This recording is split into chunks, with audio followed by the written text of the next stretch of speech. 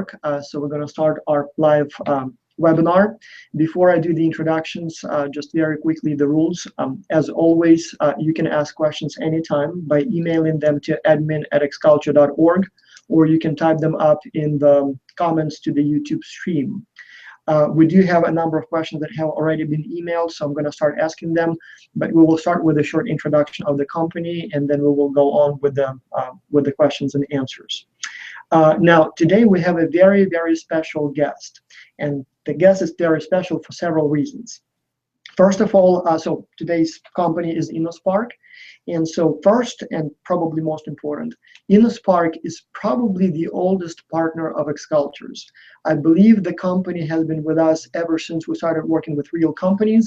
And as you know, we always try to have a new list of partners every semester. But Innospark, first, is so popular that we cannot say no to them.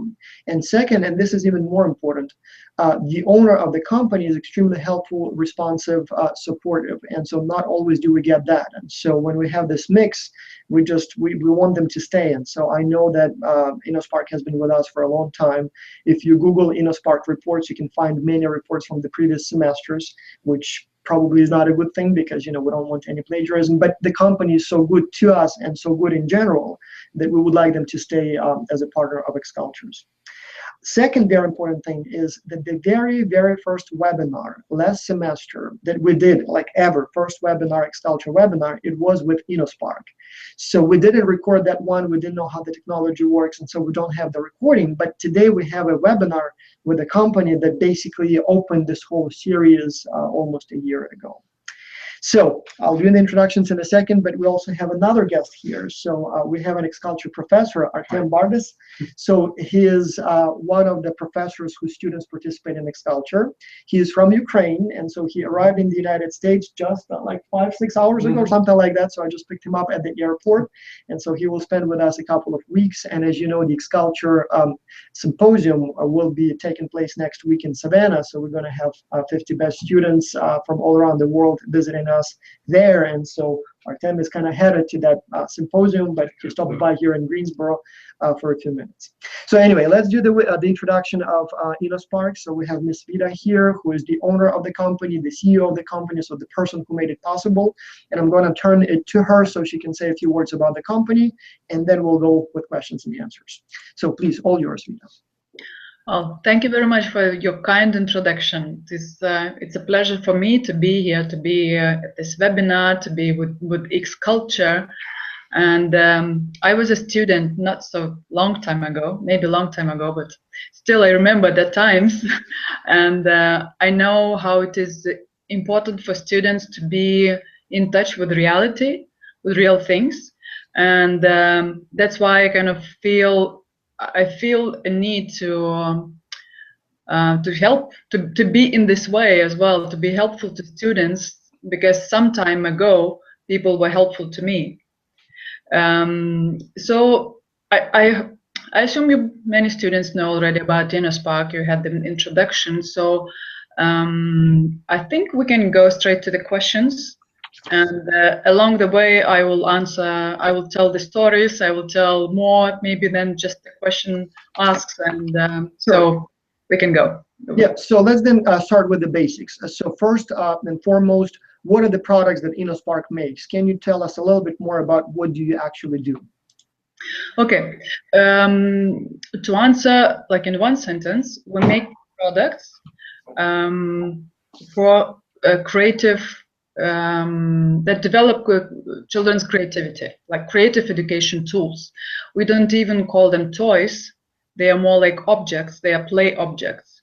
They are like open toys, which are more as a platform, work as a platform rather than as a definitive product. And it is very important for us when we when we think about a new product, is that the product provides a long-term value to the kids and to the family. So basically, it's more like an investment for a family or for a kindergarten or for any childcare institution. So if you buy a product, we never compromise for quality. So when you buy a product, you buy it for a long time. And so it has to provide this like quality value, but it has to provide also educational value. So if the child, plays with it, or you just does some activities with it, it develops a few skills that will be really needed in the future. And so those of you who are working on the Innospark challenge, in the challenge descriptions, you have a few links to videos that kind of preview the products, because it's not easy to describe them. I mean, like, for example, your light table, so it's almost like a computer slash a table slash a programmable device, right? Like, it's a multi-purpose thing. I've never seen anything like that, right? Well, actually, we have competitors in the United States and in UK. There are light tables as products. They exist in the world, but actually, what we do, we develop them as more as a concept. So it's like an open platform for creative activities of children. And our competitors, they position light tables more as a furniture, as a classroom furniture. That's why you don't really hear about them, because furniture is also chairs and then like ordinary tables. But that's why we develop all those accessories and all those like creativity sets to play on the light table. It's not really like and when you said computers, it's actually really the opposite. It's not really a device or like a smart device, and we will never be. The only technological, or not the only, but one of the technological advances that we're developing right now, and we already have a new version of the light table, is where the lighting is adjustable to human biological clock. So basically, in the morning, you need this active light, this blue rays of the light, which activate you, like it brings your brain, more alive. And in the evening, in the opposite, you need something, to get calm. So this is our the direction of our technological advancement, rather than getting closer to becoming a smart device. Interesting. So what are the ages of your, clients, kids that the product is designed for? We say it's 3 to 8, but basically, we know children, even like 2-year-olds can play, or older kids can play. So it's really, there are no like strict boundaries, but we just say 3 to 8 is like most intense. Basically it's like kindergartens or childcare institutions. They use the light tables, at least in our home market, very intensively. And that brings us to the next question that I get all the time. Who are actually the buyers of the product? Is it mainly families, or are those daycares or schools or kind of institutions as opposed to people? At the moment, it is daycare centers and kindergartens, all the institutions that take care of children. But with the new light table, we have this new model of the light table. We aim to the families, because and the more we talk to families, the more we go out and speak to them. They say that, okay, we've never seen anything like this, and we like this a lot. So that's why we developed like a new light table, which is like not as big. It's like round, and it's more kind of cozy at home. It looks like a home. It belongs to home rather than kindergarten.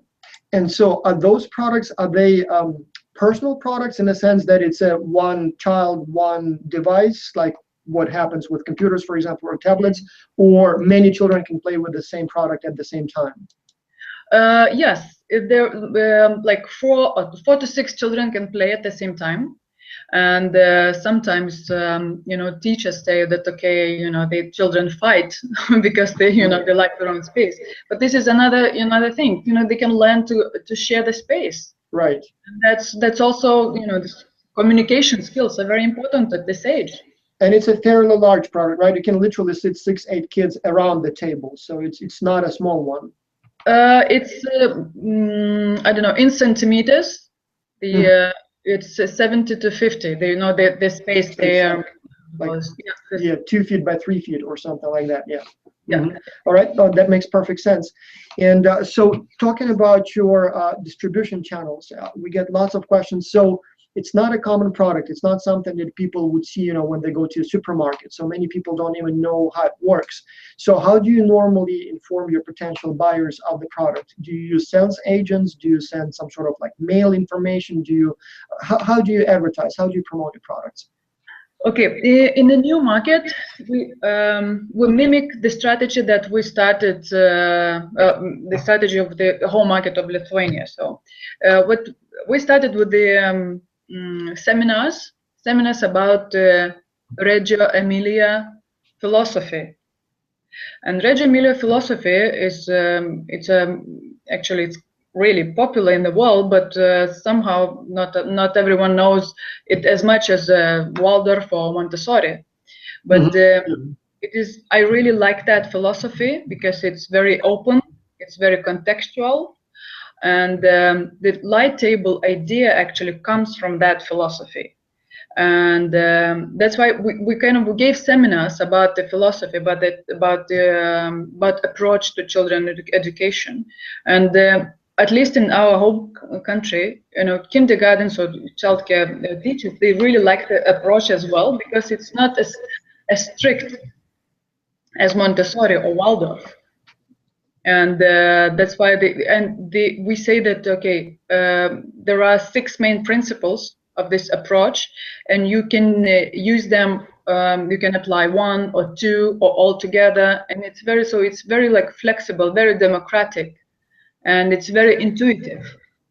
So we gave the seminars. That was one, and also we send newsletters, like through email, once a month at least, maybe so twice. Do they go to people who subscribe to you, or you target like teachers, for example, or how do you get those people who? Both, because we target teachers, as you know, all those childcare institutions, they are on the web, so we collect the database of their email addresses, so we target them, and then also when people buy, then they from us, then they subscribe to the newsletters as well. So we're going to be expanding this database of our newsletter readers, and we send them like newsletters which are not really only commercial information. They're mostly it's actually we always give something valuable, like for their or children. I mean, in terms of education of children.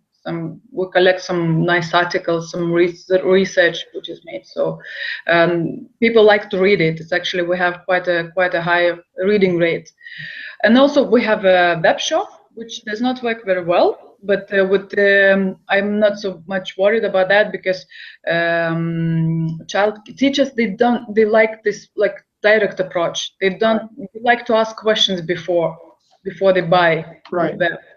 So we have those direct sales as well. I mean, they get information, and then they call us and we discuss with them, and then they make the decision. Sometimes the decisions can take quite long. Actually, the buying cycle is really long. We have kindergartens, like, okay, they make the decision that they will buy like within 6 months, or maybe sometimes next year, and they come back. They remember, they come back, but it's really like it's not often. Yeah. Now, do your products require some sort of I understand there is no software as in computer software, but in terms of kind of rules of game, or are they self-explanatory? You just put them in front of the kids and they start playing, or there are some kind of guidelines as to how teachers can use it? And if so, who develops those guidelines or those rules or software, or whichever way you want to call them?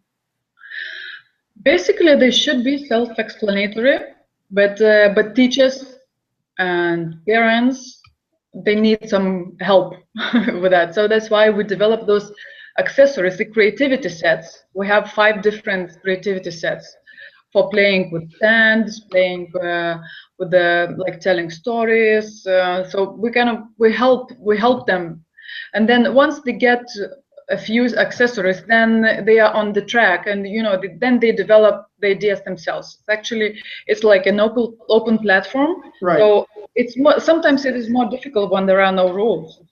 So I think we really feel this, that people get, okay, so what can we do with it?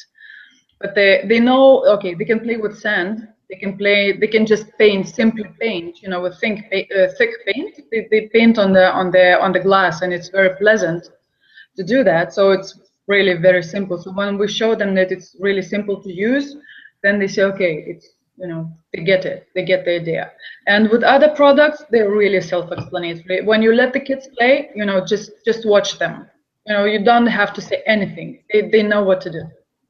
Several people have asked if you have any sort of like chat rooms or perhaps some sort of instruction sharing where teachers can post either videos or stories of how they use the table. Have you created anything like that? Have you thought about creating some sort of like an idea sharing platform for the users? I think that would be a nice idea, actually, but we haven't done that yet. Yeah. Now, going through the questions, we started getting some by email, but I'm going to go through the ones that I received earlier. Who normally makes decisions, purchasing decisions about your products? Would it be the teacher himself? Would it be the principal of the school or the daycare? Would it be somebody else? So who are the people that you need to approach who will eventually be approving the purchase and kind of giving the money? That's a good question. Actually, it depends on the market, on the market structure. Like in my country, it is the teachers can bring the idea to the headmaster of the kindergarten, and then she or he makes the decision. But for example, in our neighboring country, Latvia, we have a different structure where we go through municipalities, and municipalities make the decisions. Actually, the municipalities invite teachers to listen to the product presentations, and then they make the decisions. You know, they say, okay, who wants to buy, and then kindergartens express their interest, and then the municipalities buy the products. Mm-hmm. Yep. Now, there is one question that we get all the time, and for example, there is Ferrero, Rubiano, Angie, Tatiana from Colombia, apparently based on the email address. So the question is, how much does it cost to produce the table, and what is normally the price of the table when you sell it? If you can obviously disclose that information, because it could be something that may be proprietary and you don't want to share. Oh yeah, it's exactly as you say. The production cost is very sensitive information, but the commercial price you can see on the web. I guess it's not a secret when we have a web shop and all the prices are there. Okay. Now, where are they made? Are you making them in Lithuania, or are you outsourcing the production? No, we're making everything in Lithuania. So how many people do you employ total? Actually, we are only two. It's me and the designer, but we have 5 production contractors. We outsource everything what is possible. I really want to keep the company small, because we are much faster when we are small. No, that makes perfect sense. In fact, it seems to me that pretty much all successful companies use that approach, from Nike to Body Gloves. So normally the company focuses on design and promotion, whereas the actual manual labor, it's better to outsource it. All right. So there is one also question. I'm not sure again if it's appropriate to ask, but the people who work for you, how do their salaries compare to the industry average? Again, I probably wouldn't ask that question, but if you, so. You know what, actually, I don't really mind. I don't really follow the information about the average. I don't really care, because and people, they don't at these times, people don't really always go for the salaries. Right. They go for their dreams, and I have my designer. We are really very close. Actually, we're close friends, and she likes what she does. And actually, she has made the choice that she wants to develop products. And there are not so many companies where she can do so many things, like where so many things are in her hands. Yeah, as Steve Jobs famously said, do you want to sell sugar water, or do you want to come with me and change the world? And so that's when he was trying to hire one of the employees from Pepsi. And so the same thing here. So do you want to sell sugar water, or spend the whole day in front of a computer writing senseless emails, or do you want to actually make something that will make a difference in those children's lives and hopefully will save the world one day? That's right. Now, one question that I should have asked earlier, the ownership structure. So as I understand, Innospark is fully privately owned, or Right. can you tell a little bit more about how it came into being? So how did you have the idea to create the company? How long ago it was? So a little bit of the history of the company. Well, the history, it's my kind of my personal history, because I had before I started my first company, I had many jobs, and really very well paid jobs, and the high positions, like very strategic positions, but I was never happy, happy enough. I would be happy for half a year, and then I would look for something else. And so after my last job, I was thinking that with my friend, I was thinking that maybe I should do something on my own, and I was always searching for the right idea,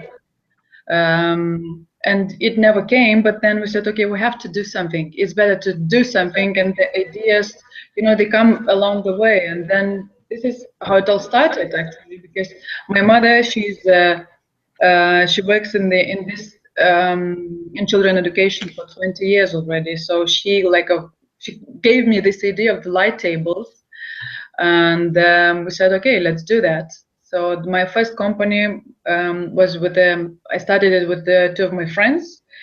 Unfortunately, it did not work out. Now we're not friends and not partners anymore. But then I started this kind of the same business on my own, and here I am for 3 years. And as you know, you probably heard about this, that about 90% of startups, they close in the first year. So I passed through that through that stage, and I'm it's my 4th year.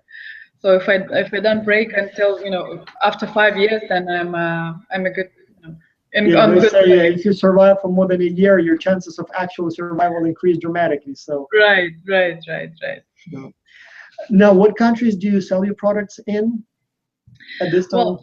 Well, today is Lithuania, Latvia, Estonia, some in Germany, some in UK. Mm-hmm. And I'm now working on Poland and Spain.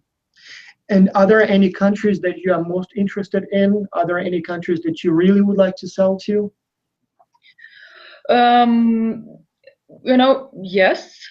And personally, I'm kind of both rational and opportunistic at the same time, So I don't know if it's balanced or not, but but I always, when I'm strategizing, then I look for the markets that are close geographically, because of the logistical expenses and all the troubles. It's much easier to sell in European Union. Yeah. Because of all the taxes, all the duties and logistics. It's simply for me at this stage. I have to find simple solutions. So yes, so European Union, and there are good markets like Germany, Poland. They're really good markets. If I can break into those markets, they would be I can live and sing all the time. But I'm also always looking for, again, for the right people. So if we find the right partner in a country which is far away, but if there's someone who is really, motivated, interested, and committed, and just passionate, then I can go, with those people anywhere, to the moon. Mm-hmm. Now, there is one question about the delivery method. So it's a big product. It's not something that you can just put in an envelope. So when a company or a person buys that product, how do you deliver it? Well, simply we pack them as safe as possible into the boxes and ship them. Just by mail? By how do you call them? Just couriers, like DHL or TNT or UPS. Yeah, that makes perfect sense. Now, there is a repeated question several times here, and I'm not sure if there is a good answer to it, but why are you not selling your product through chain stores, or why you're not going for a mass market? And I suspect that the answer would be that you probably would like to do that, but still, have you tried talking to some of the big chain stores and seeing if they would be interested in selling your product? Yeah, that's a perfectly understandable question. I would ask that question myself, but uh, we are now quite small, and our production costs and production margins are pretty high. So that's an answer to a previous question, a little bit, a little bit of the answer to the question about the production costs. They are quite high comparatively, but it's because of I cannot employ economies of scale. Right. But and no chain wants to commit to big volumes. If they say to me, okay, I will sell 1,000, light tables in a month, then I can really, I can give the margin, I can get a good price for production. So it's basically, it all comes down to sales. So basically, when students ask me about, all those, about my budgets, about investments, about the resources, my answer is always, get me the sales, and I will get you, the expenses come after. I care about the growth, about the flow, and about the sales, because this is an answer to all questions about costs and expenses. Mm-hmm. Now, there is another question about your discount programs. Do you offer any discounts, or do you ever run any sales on your products, or the price is the price and it's fixed forever and ever, non-negotiable? We do sometimes, but actually we don't want to our clients get used to discounts. It's because these are value products. So preferably what we do is actually we give something like a gift. It's additional value rather than giving a discount. But we do give discounts to our loyal customers. For example, we provide free shipping. We give discounts, of course, to our distribution. We have several distribution partners that we're trying our relationship with. So then, of course, we get this. We give the discount in advance. But otherwise, we are not running too many discount campaigns. Here are more questions from Ferrero, and one of the questions is, have you ever received any complaints about your product? And if so, what do the clients or users complain about? I remember I got that question by email, the same question. Not really. We only got complaints after, that there was a damage due to transportation, but otherwise, no. Do you offer any warranty with your products? Yes, we provide 12-month guarantee. Mm-hmm. Now, this question is from me. I'm just trying to see, what's the best way to distribute the products. My kids are in school, and for example, here, and I'm not sure if it's in the entire North Carolina or it's only our county, but at least in our city, all the kids at some point, they get a free tablet from the school, and they're bought centrally through the school district somehow, through the central office, and so they have to have that unit with them at all times. The teacher can message the children in it. Well, they use it for all kinds of things, but I suppose there is some sort of a procurement office at the school district that manages those kinds of purchases for the whole, as I said, in this case for every child, and obviously it's in every school. So have you ever tried talking to them, kind of the educational, I'm not sure, ministry is probably too high, but maybe some sort of regional head offices that manages the schools in a particular city or a district, and see if they would be willing or interested to buy those tables, for example, for every school in the region? Would that be something that you would consider? Yeah, that would be a good sales channel, actually. But again, it's probably I'm not, I'm the only one who is doing all the business development and the outsourced contract managing and all the sales and marketing and everything. So probably, if I could, if there was a person, if there was someone, if I had a partner in a country, then this would be the way to do it, probably one of the ways to do it. Maybe someone with the connections. Yeah, and this is the case in Latvia, where we work with the procurement office in the municipality. Now, talking about that, so what would be your kind of ideal, I guess, in a sense, partner, perhaps, or regional representative?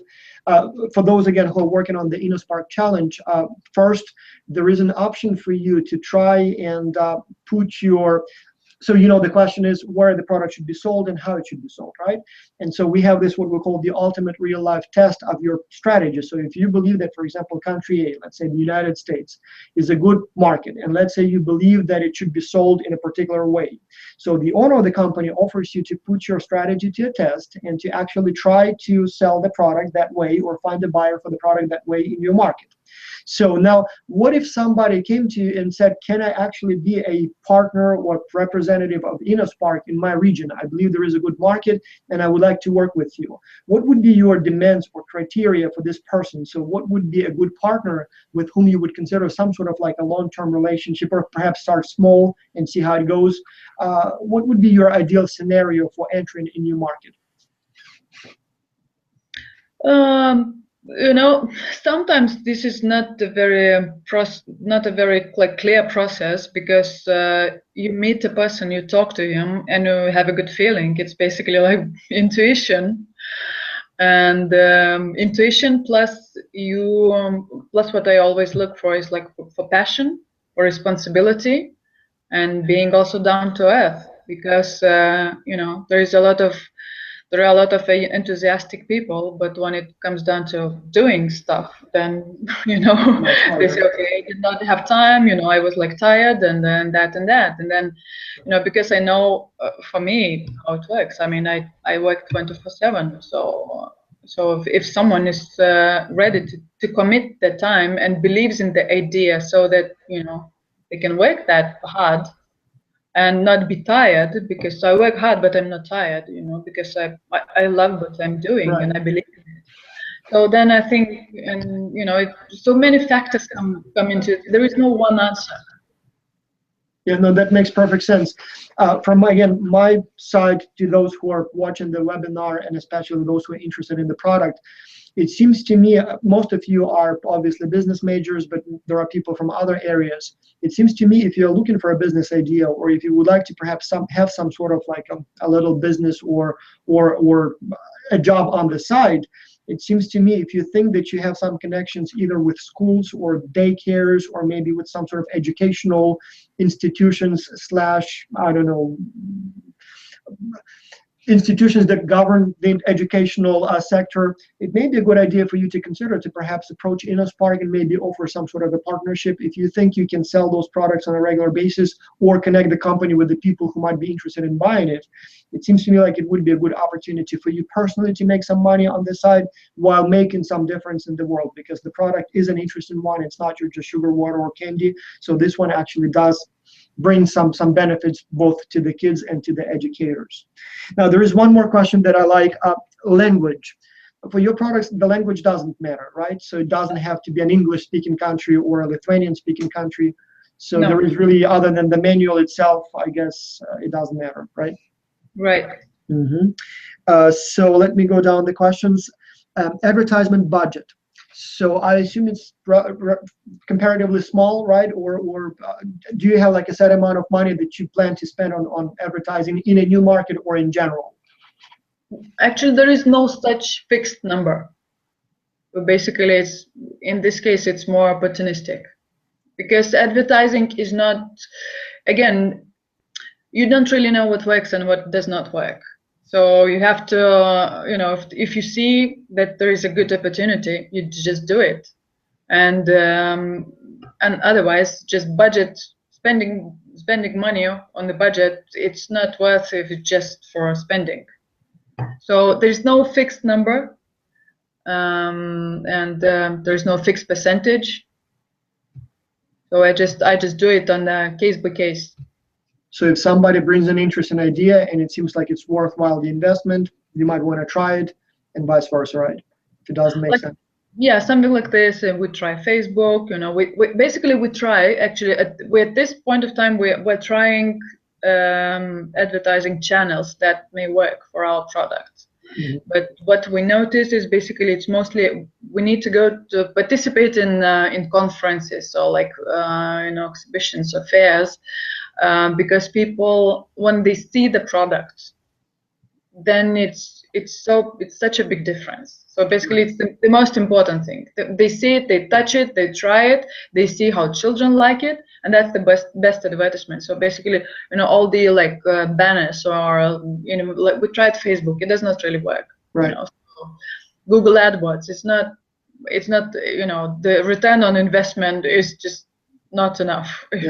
Same thing about other products. Same thing. It seems like with Facebook, Google Ads, you can select your audience, you can specify, and it seems like you always get a lot of likes from the previews, but not always it leads to any purchases. Exactly.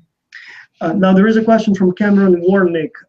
He's asking, would you be interested in moving into Saudi Arabia or Qatar? They're spending massive amounts of money on developing their education system, particularly from the bottom up. And as you understand, they have all that oil and all that money, so they seem like good markets. Have you ever considered going there? Actually, I considered the region, and it's an interesting region. It's maybe I'm not, in business-wise, I'm not mature enough at this point of time. But this region is, I'm keeping an eye on it. Yeah. There is another question from Ferraro. Who are your main customers in Germany? Well, in Germany, we're really only starting. We have a partner. It's kind of a company. It's like a marketing company, and they saw our products. They liked them. They said, "Okay, we want to, to bring your products to Germany," and they are trying all the methods, sales method, and it is not so easy because in Germany, kindergartens or like childcare institutions, they are like they receive so many offers. They receive so many catalogs every week. They have a big pile, and they are spoiled a little. They are a little bit spoiled. So I can definitely imagine that. Yeah. Are there any like educational toy fairs or something? Like you have all those exhibitions for cars or agricultural machinery or computers. Are there anything like that for? Is there anything like that for educational? Oh yeah. Well, it's more like there is a Spielwarenmesse, which is the biggest toy fair. That's in Germany, I assume, right? Yes, in Nuremberg. Yes, in Germany, and it is expensive to participate there.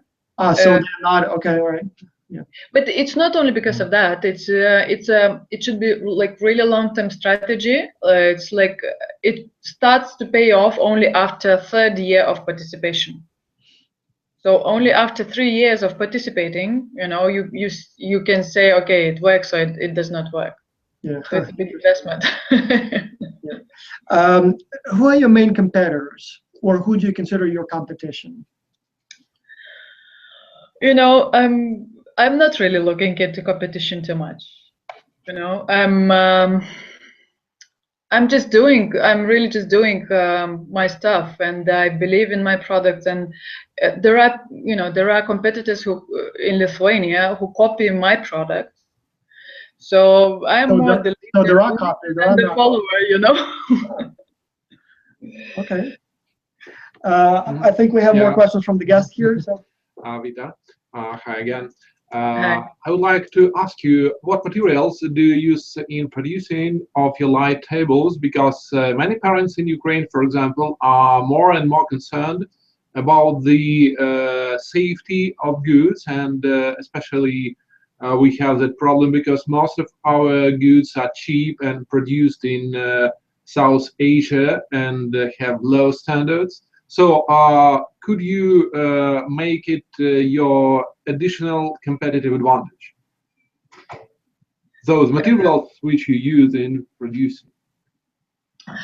We've certified our product, so it really complies to safety standards. That's one thing. But for me, safety and quality is like a must factor. I don't even really. Someone just recently told me, okay, you should market your product as a high quality. I never did that. I never advertised, because for me, it's just I take it for granted. How else can you do? How else can you make toys or things for the kids? I have my own child, so I cannot buy or make something which is of bad quality. But for emerging markets, it is impossible. Sorry, it's important. Sorry. Yeah. Yes, definitely. Yeah. Actually, that's a very good question. We have scandals here in the United States every few months. They would find a toy that was used or made using paint that contains lead, for example, or toys that are meant to be kind of hugged, but they were made from recycled materials, and you don't know what exactly went into this. And so they would find all kinds of chemicals or potentially dangerous substances in that product. So, and may I ask you one more question? Please, go ahead. I also would ask you about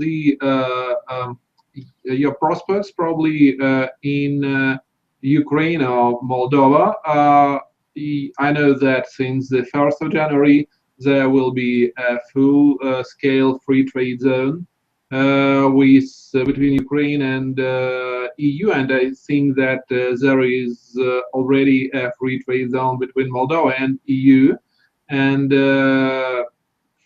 it's a big market, these two countries. But at the same time, I understand that the salaries there and incomes are comparatively low. But do you consider these countries in promotion of your products? Yeah, we have very good relationship with Ukraine. We feel a good connection. So definitely, sure. But then again, I will repeat myself. I just need a partner, a local person there, because it is very important. Like in the first year of market entry, there is to spend a lot of time on marketing, like presenting the products, meeting with potential clients. So I need to have someone local who can handle all the issues, and who knows the language, who knows the mentality. So I really want to work with local people. Yeah, thank you. Makes perfect sense. One more question that I should have asked earlier when we talked about that, but I guess it's never too late. What is your cost structure? And by that, apparently the question means how much, in terms of the percentage-wise, is your labor versus marketing versus administrative cost?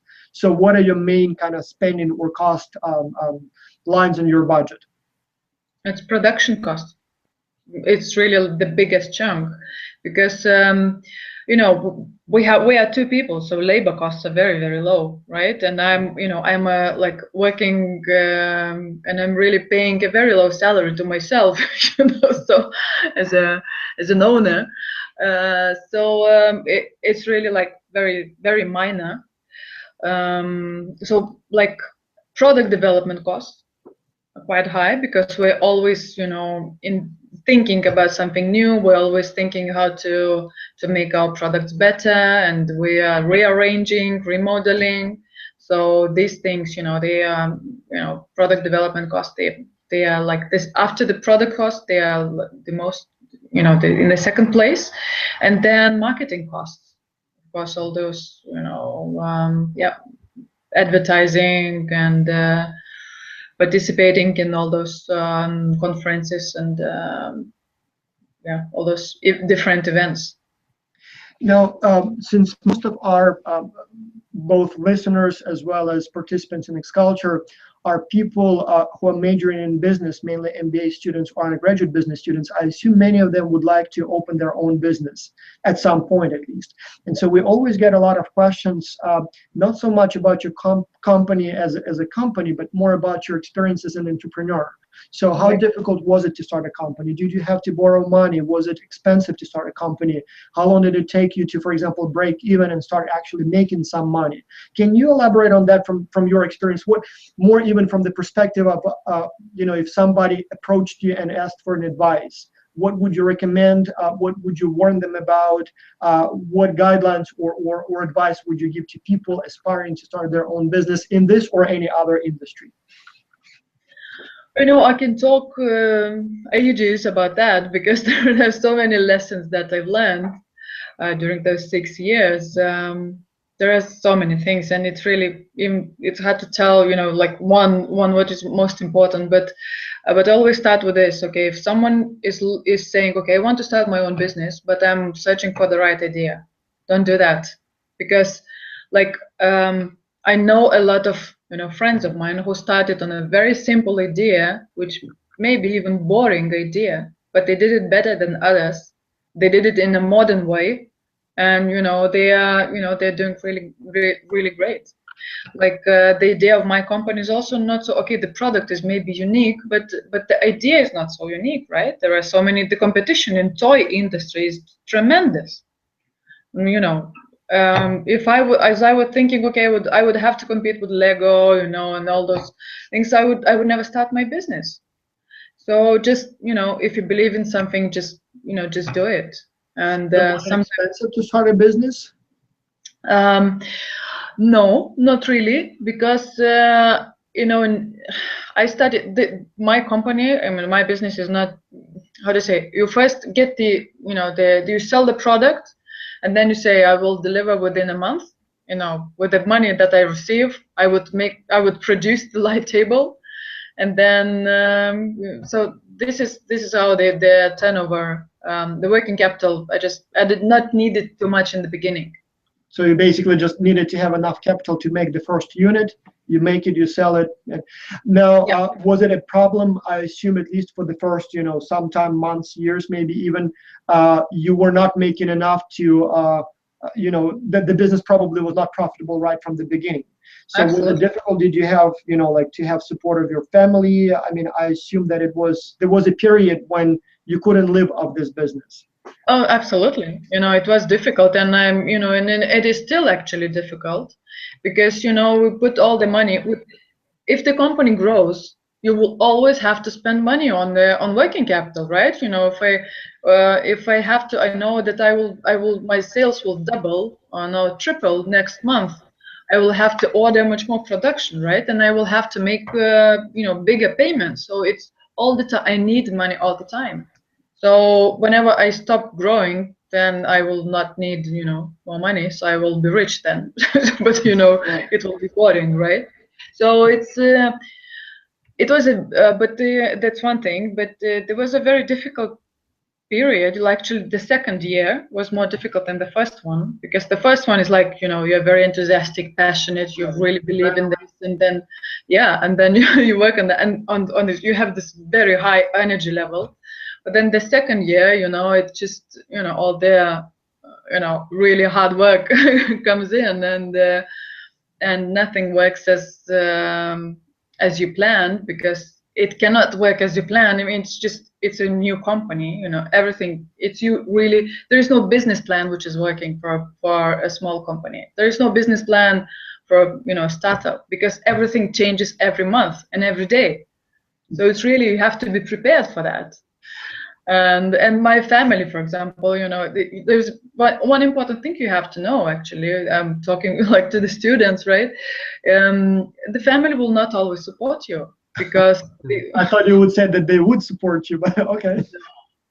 No, they will not. You know why? Because for example, in my case, I had really good jobs before, high positions, really good salaries, and you know, I was a quite good executive, you know, and now I'm really working hard for very low money, for very small money, and you know, they were like saying, okay, are you really, you know, maybe you should quit this. Maybe you should quit this. You were doing better before, so why are you doing this? And it's for the third year in a row. Listen, you know, you have to stop. Okay, we'll support you. Like they were sometimes they were supporting me financially, right? They were, you know, like making me dinner, you know, taking me to to lunches, but they were not supporting me like mentally, you know. They will not say, okay, we'll support you, you do what you need to do. This is the support that actually if you get this, you're lucky. But you will read in all, like startup newsletters that this is not always the case. So in your case, you quit your previous job completely and switched one day to your own business, or it was a gradual change where you still had kind of the daytime job and then did this on the side? No, actually, I quit my job, but it was not actually on purpose. I mean, it intentionally from my side. It was we did not get well along with my boss. So, and I had to quit my job. And then I was there, with I had some savings. I could live quite well, but still, I was like doing nothing. Mhm. And I started this company a year after. So I was mingling around and like searching for another job and thinking what to do for 1 year. And then I started my own company. Right. Another question. So in your case, did you ever have to go to banks for a loan? And if so, were they happy to give you some money, given that it's a small startup? Was it a challenge at all, or you could survive without asking banks for money? No, I never asked banks for money because I knew it would be humiliating, because I knew I was working for a bank before. So, so I knew their answer in advance. Uh-huh. And now I'm at the point where probably I would get the loan from the bank, or maybe I would get an investor, but I don't want to. Because I don't want to. I really want to be independent, in my vision. Because whenever, if I have an investor, I would have to make compromises to my vision, and Absolutely. it's not always make like rationalizations about my vision, and I cannot always be very rational about it and say, okay, why I have to do this. But I get, there comes this business intuition. Another question, and we had a discussion with our team over the drive from the airport to here. We talked a lot about the corruption level in Ukraine, and so apparently many companies in Ukraine or managers of small businesses in Ukraine have to spend a lot of time on dealing with the government, taxes and all kinds of inspections and stuff like that. How is it in Lithuania? Do you spend a lot of time on kind of non-production, marketing, kind of dealing with the government side? Is it okay? Not at all. Not at all. Okay. Zero time, because this is something that I could not do. Yeah, no, I definitely hear you. So that's. I don't know how to do that. For those again who are interested in this topic, you can just Google time on dealing with business by country, and you will find very nice charts that show what percentage of the time the company owners spend on dealing with the government. And so while in countries like, well, now we know in Lithuania as well, but then Canada, the United States, Australia, usually it's only about 1 to 2% of the total manager's time that goes on dealing with the state. In some countries, that time could be 50 or even 60%. So basically, half of what all you do is you deal with the government representatives. So that makes obviously doing business much more difficult. So again, when you ask all those questions about, would you consider going in this country, in that country, keep in mind that if the country is corrupt, where the business owners or representatives have to deal a lot with the government, it may be not as attractive, even though there could be a market for the product itself. Another question that I got, where do you see your company in 10 years in the kind of ideal scenario? What would be your dream, I guess, in a sense? The dreams evolve. But I see myself as a global niche player in the making the products, designing the products, and maybe even I like working with designers, and I don't want to take their ownership of their products. And designers, they like to design products instead of bringing those products to market. So actually, like collecting the pool of good designers and bringing good products to the market with their names would also be like, I see myself in my company in that kind of situation. But just to, global niche player in creative education tools. Yeah, okay. Another one, what is the biggest challenge of running your own business? What would you say is the biggest challenge that you have? You know, there are so many of them, and the biggest one, it's actually, I think, yeah, those 3 years that I had, it's probably something that I talked about, was like getting, you know, you get support, you have to really have to, you know, inner strength to go your way, because there will be many people who will say that, you know, this is not, we don't believe in what to do. So even like, as I said, you know, even family, you know, they love you, and I never had any doubts about that. But still, I've missed that support. Yeah, I can imagine. Yeah. Now, two last questions because we're almost out of time. So two more questions that are directly related to the challenge here in the X culture.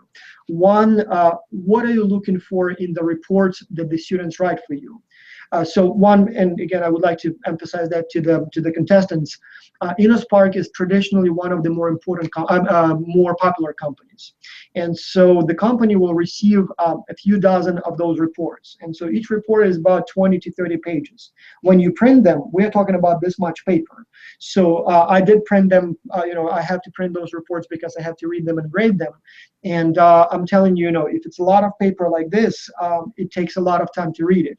And so company owners, unlike me, because, you know, I'm a teacher, I have to read your reports, I have to give you the grades. Company owners, executives, they don't have all that time. So one advice I would give right away is try to be as short as possible and try to put as much information as possible in the executive summary, because there is a very good chance, and again, Innospark is more responsible, so I suspect they will read it in more detail, but many companies, they will just look at your first page. If they like it, they may look inside, but if they don't, they may put it aside. But presuming that, you know, you read the whole thing, so what are you normally looking at those reports? What are the things that you've seen that are usually helpful, and maybe even more importantly, what are the things that you usually see that you find completely useless? Anything that you are particularly interested in, and anything that you know you're not interested in, so don't bother putting that in your report. Any advice here? Okay, I like your advice about being short, you know, because when I worked for a really big company, very, very big company, the owners and the managers, they used to say, okay, you have to be able to present your idea in 1 page. If you bring me 2 pages, I won't read. So you don't have to, you know, you probably don't have to make it in 1 page, but as short as possible. Then also, I don't, you know, I always skip the pages when there's something about theory, when there's about political systems and the statistics, you know, statistics. Selective statistics is okay, but then when there's too much, I always skip it. People start telling you things like, you know, the population of the country and stuff like that. It's irrelevant. Yeah. Mm-hmm. Then what I really like very like practical, very concrete, like tips and steps what should be done. Yeah. You know, just put yourself into my shoes. What would you do? How would you start? You know, if you choose another country, okay, you know our strategy. You know, I told you, and I can tell, you know, once again how we did, and you know, start with the like very, very precise. You can even in one report what I liked was, for example, the list of bloggers. You know, that I should. I can write articles or just letters to them and ship the products. It was very, very useful actually. You know, I can still I keep this report and you know, I can use it because that was a good idea. You know, so just very practical, very simple. Keep it simple. You know, don't make very sophisticated things. Just put yourself. Imagine you are the owner. You are the owner. Would you really care about, you know, writing a big business plan? Or would you just care about, okay, where shall we start? Right. And what results it should get? Where should we get to? Yeah. If I could copy and paste your answer and put it in other webinars or instructions, because this is exactly what I hear from other company owners. They don't want all that kind of noise and general information about the country. They want practical advice. If you can maybe even give, like bloggers, for example, email addresses, names, people who specialize in, for example, in this case, education.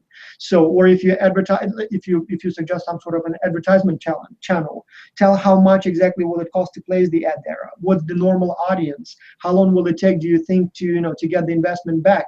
So those practical things, try to focus on those rather than just copying the Wikipedia article about the country and pasting it into the report. Yeah.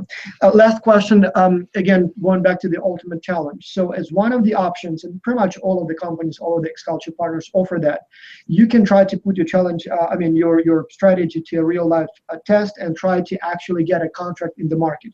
So if students or if a team feels that they can get a contract for you, what's the best way for them to go about it? Should they just get the name and connect you with a potential buyer, or should they try to meet with the buyer first and maybe, I don't know, try to sell the product?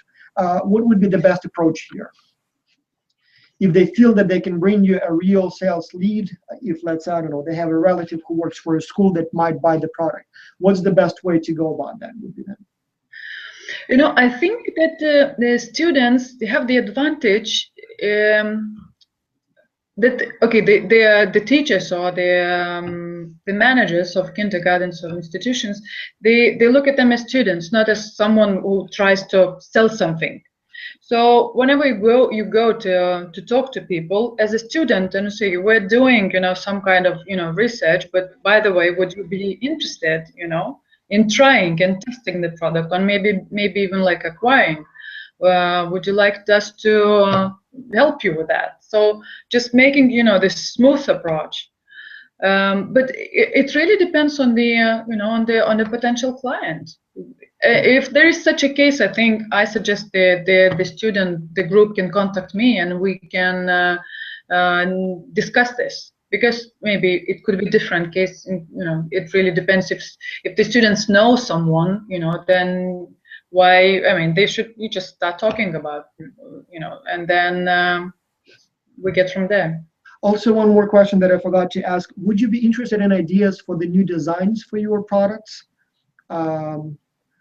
Sure, why not? It's just that I want to emphasize, when you think about new designs, think about why do you want those new designs, and just say that, okay, this feature or this new design, it will be really wanted, and why. Basically, you have to ground your suggestion with some real hard arguments. It's not just what that you think or feel. In this sense, you really have to make strong arguments, because product development costs are high, right? And we can make anything if we know that, okay, this product will really sell. Right. But how do you know? It's just a feeling, or is it something that you have the statistics? Maybe here the statistics probably needed, and maybe some research and maybe some questionnaires. Then sure. I really like that we ended on this very practical note, because as I said many times, even though it is part of your business course, business is the key word here. You really have to think about it as an entrepreneur. So people are busy, people will not invest money in things that are not guaranteed to bring profits, or at least there is not a good chance. So try to be as practical as possible and perhaps as simple as possible. Get directly to the bottom line, get directly to the return on investment. Anyway, we are over 1 hour now, so thank you so much, Vita, for taking your time. I know you're busy, and I know it's late at night in Lithuania, so thank you so much for meeting with us. Those who are watching live, thank you for joining us live. Everybody else, it will be available as a recording, so it will be posted on the X-Culture website, so you can watch this webinar anytime at your convenience. Thanks again, and let's hope it will go well this semester and in the future. And we really, really value the partnership between the X-Culture and Innospark. As I said, it's one of our not only oldest but also dearest partners, and I really would like to thank you for you being kind of such a wonderful partner and company representative. Thank you so much. Good luck, everyone. All right, thank you. Okay.